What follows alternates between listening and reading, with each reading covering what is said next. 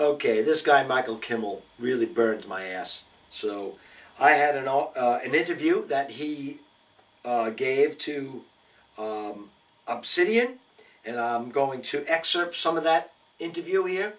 Um, I'm hoping that I can speak with this Michael Kimmel in the future because he's going to be speaking in my area, and I hope to be able to ask some pointed questions like Obsidian did here to him. Let me just read some selected excerpts here. I can't stand this Michael Kimmel. I am not going to make any side comments. I'll try not to. But you know what I'm thinking, and you know what you're thinking. If you know anything about this Michael Kimmel guy, he's a professor of gender studies at the Stony Brook University in New York. But let me get started here. Guyland and Angry White Men. An interview with Professor Michael Kimmel. After my interview with Dr. Helen Smiith, which proved to be highly successful, I am very pleased to report, I really wanted to get the chance to chat a bit with Professor Michael Kimmel, since Dr. Helen and I did discuss him and his work a bit during our exchange. I am very pleased to announce that I was able to reach Professor Kimmel, and he agreed to sit down for an e-interview. Okay, 10 questions for Professor Michael Kimmel. I'm not going to read them all, but number one, first let's start with you. How and why did you want to get into the whole gender thing? What prompted you to go there? Why do you think it's important, particularly for men, and what do you hope to accomplish? Professor Michael Kimmel. Gee, let's start off with an easy question, huh? Well, the short answer is that I had two parents who were both nurturing and both ambitious in their careers. So it always seemed to me that these divisions between male equal career, ambition, competence, and female equal loving and kind and nurturing were fictions. These were all human traits, and it seemed wrong to divide them up by biological sex.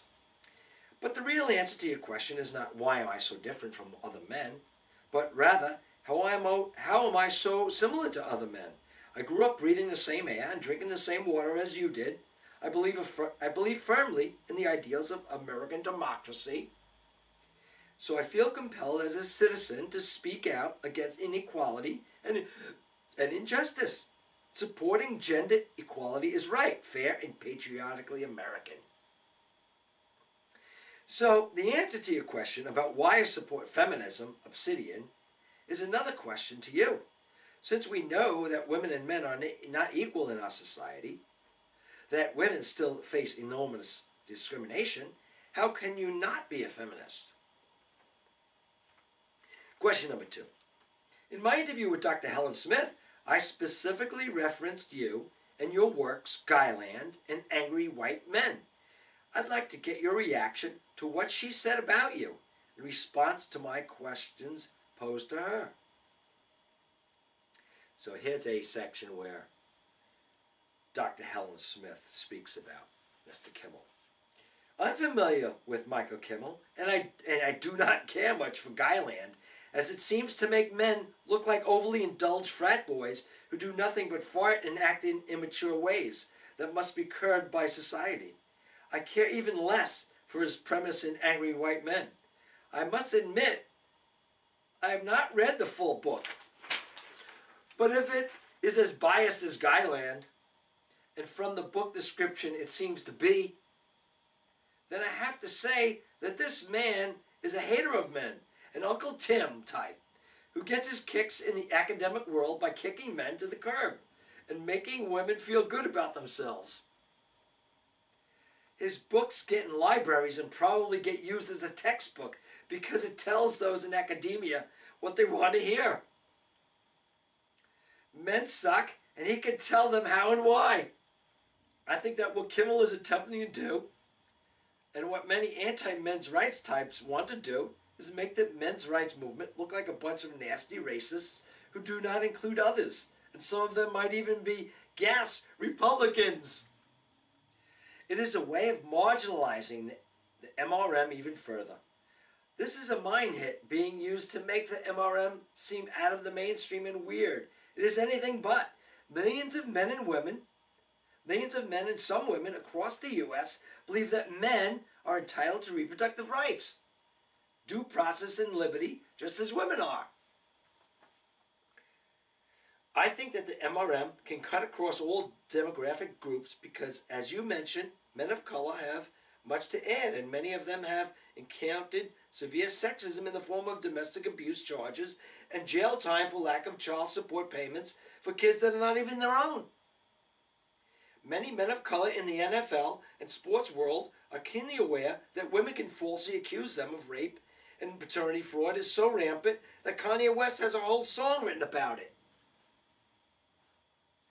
I have come across many men of color in my work who have been treated unfairly by the legal system in domestic disputes, so much so that they have a sense of learned helplessness about such issues.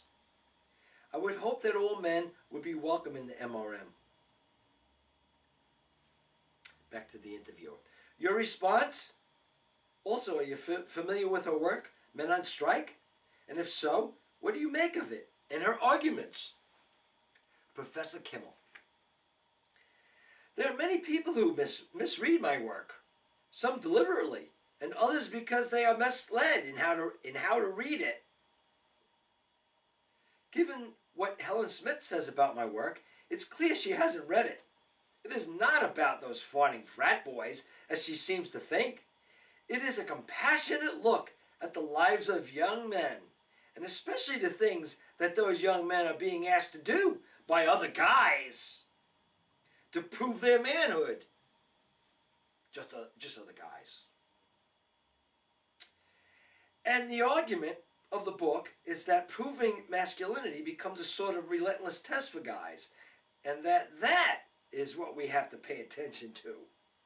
The book is a sort of catalog of how guys feel they have to prove it. Video games, porn, sports, binge drinking, hooking up, initiation and hazing, all of it. Is that all of it? It's not about how awful guys are because they are doing it. We are doing it. It's about how awful it is that they often feel they are being forced to do those things.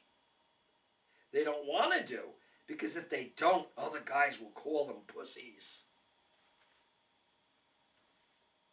Serious reviewers of Angry White Men have also commented that the book is empathetic towards men, compassionate about their plight.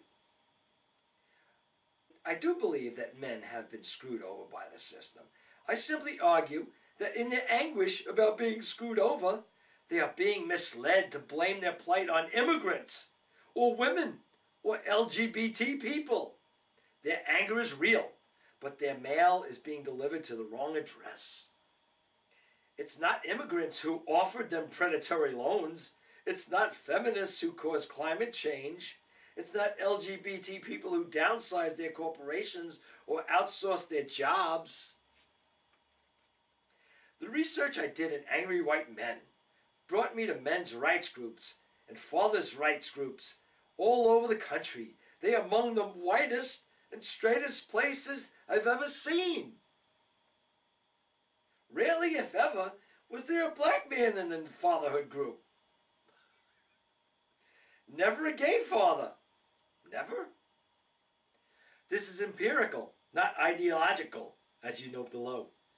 Anyone who thinks I hate men or that I am somehow anti-male hasn't read my work. Gee, I wonder where they would get that impression then. I think men are wonderful and wonderfully capable of being whole human beings. Capable of being whole human beings? Thought they were. Let me get back to it. And wonderfully capable of being whole human beings. Ambitious and assertive and loving and nurturing. I consider it male bashing to suggest that men are biologically driven by testosterone to be aggressive jerks. Gee, I wonder who's saying that. That's not what I say. It's what anti-feminists say. Oh, and Helen Smiith's comments above about how men of color are in crisis because she's met one or two who have been falsely accused of being fathers when they aren't, or athletes are accused of sexual assault and Kanye wrote a whole entire song about it. This is indicative of her methodology. The crisis among boys of color is a little more systematic than that. Let's start with stop and frisk. Let's talk about Trayvon Martin. Talk about Jordan Davis. These are boys, and for those of you who care about boys, we have to stand up for them. Racism makes us see young black men as violent monsters. Fear them. They should not be asked, as Helen does, to join the men's rights movement. As white people, as white men, we need to stand with them in their struggle for equality. Not ask them to join us because it's right and just and fair. Question number 3. As noted above, I've read Guyland and Angry White Men, and while both books were interesting reads, the latter in particular resonated with me for a number of reasons. Most notably, your argument that the manosphere, such as it is, seems to be a bit, shall we say, monochromatic. In other words, primarily made up of white, middle class, and straight men. Given that I've been in the manosphere space as a blogger and writer for some 5 years at this point, I must say that you do indeed make a point. Do you feel that the manosphere project, as it were, is seriously compromising itself by not having as diverse as it could be, or not, and why? Professor Kimmel. I started to answer this question above with my response about race. In Angry White Men, I listed the top 10 issues raised by men's rights movement, as recounted by a survey of those men themselves. This isn't what I said, it's what they said. I was shocked that among those 10 things, there was not one mention of the crisis of young black males in America. Not a word about HIV. Actually, not a word about men's health, about getting men to screenings, about how ideas about masculinity, stoic, never expresses emotion, is often an impediment to health. And not a word about supporting gay men as men. Wait, and not supporting gay men as men, as fathers, as their brothers. No wonder the message fails to resonate outside a certain demographic. With notable exceptions, for example, the Manosphere Project looks like its clientele, middle class, middle-aged, white. That's not in itself bad. It just means that claims about men seem sort of hollow when you only speak about a specific subset of men. As I show in the book, African American men are vitally concerned with fatherhood issues, but to approach them with a rhetoric of rights will miss their experience entirely. Serious work with African American men talks about responsibility. Question 5. Going back to Angry White Men again, you also make the case that when it comes to the fathers' rights movement, black and gay men are making headway in what you refer to as the responsibility movement. A kind of variation on the numerous man up campaigns that we hear of in our time. As a black man, I take a different view of your position and find myself much more in alignment with outfits like Fathers for Justice, which was founded in the UK and which you discussed in your book.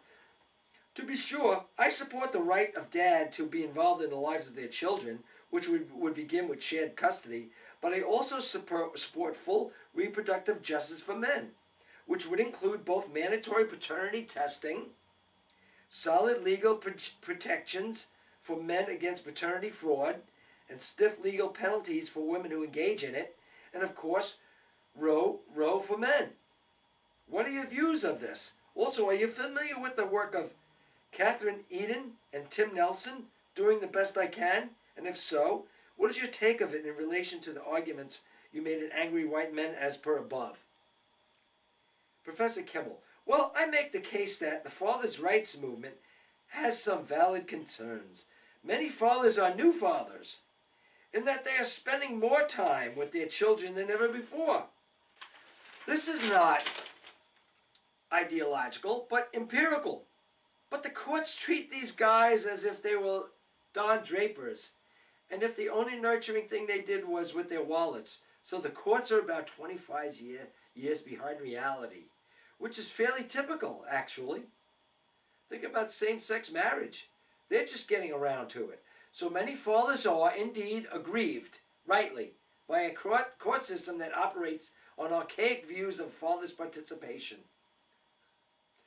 Since I agree with them, I'm waiting now to see the legions of these new involved fathers campaigning for on-site childcare, for flex time, for parental leave for men. These are not women's issues, after all. They're parents' issues. I thought we were talking about men's issues, but I digress. I want to see men campaigning as parents. I want to see hordes of fathers campaigning for adequate, comprehensive sex education and birth control, so that all reproductive choices can be made with greater freedom and autonomy. Still no mentions about male reproductive rights. I'll continue. Since you agree with these fathers' rights groups, will you do that? Will you make your active, engaged fatherhood political before the divorce? Because if you do, I think it will have a lot more credibility after the divorce. Question 8. In your book again, Angry White Men, you scoff at the argument put forth by the MRM that domestic violence can be in any way equal. In other words, that women can be just as violent toward men as the other way around. And you expend quite a bit of energy debunking such arguments. In light of that, I'd like to ask if you are familiar with hip-hop R&B queen Mary J. Blige's flagrant act of violence when she sucker-punched her husband in full view of onlookers at a New York City nightclub, following up with the question, "What you gonna do, Chris Brown me?" Would you consider that a legitimate case of spousal abuse, an assault, however aberrational, or would you consider it something that, in the overall scheme of things, is just not that important? Professor Kimmel, there are two levels to your question. The first is, do I think it's reprehensible when one person is violent to another, regardless of gender? Or answer, of course, it's wrong. And in her case, as well as his, it comes from the same sense of entitlement. I do it because I can get away with doing it. Of course it's wrong. And we have to be compassionate towards all those who are victims of violence done by a partner, an ex-partner, or a spouse. The second question is empirical. It's not based on anecdote. The research that seems to prove gender symmetry is crafted in such a way as to ensure that result. It's just empirically demonstrably false. If you include the following variables, the gender asymmetry is clear. Severity, frequency, initiation, defensiveness, or offensive, in front of children or not, including sexual assault. If you include ex-partners or spouses, it skews enormously. If you include stalking or harassing after a divorce or breakup, it's even more asymmetrical. The empirical research on this is very clear and very persuasive. Claims about gender symmetry are also contradictory. The same people who claim, suddenly, that in intimate partner violence, women are just as likely as men to hit their partners, also often make the argument that biological males are far more aggressive because of testosterone, and that therefore women shouldn't be police officers or serve in the military. How can it be that men are biologically programmed to be more violent, except around women, while women are biologically programmed to not be violent, except in relationship with men? It's kind of hard to understand, don't you think? Yeah, when you put it that way. Question 10. I think we can both agree that these are historic times in many ways for men, one that presents big challenges but also big opportunities. As we moved forward from here, in early 2014, What do you see as some of the biggest challenges men in the United States currently face and will face in the near future? What do you see as some of the biggest opportunities? Professor Kimmel, the United States has never been more gender equal. We've never been more sexually equal. We've never been more racially equal. Sure, on each front, we have a long way to go for full equality. There's still lots of discrimination against women, LGBT people, and people of color. And an aside, that was not the question. He was asking about men, and Kimmel goes right to the problems that women have in other groups. But I digress. But we have never been more equal, and we will be more equal tomorrow than we are today. And I'm happy to report that we are not going to go forward into the past. Women are not going to have some V8 moment in which they say, oh yeah, this equality stuff sucks. I hate voting and driving and serving on juries and having a job and having my own bank account and having orgasms. Let's go back to the way it used to be on Mad Men. So the question for men, in my view, is simple. We can be dragged kicking and screaming into that more equal future. I'm still waiting, Michael. Or we can talk, or we can walk courageously into that future, knowing that our lives as men will be better for it. That the more equal we are, the better our relationships with our friends, our wives and partners, our children will be. Gender equality is not a zero-sum game. It's a win-win.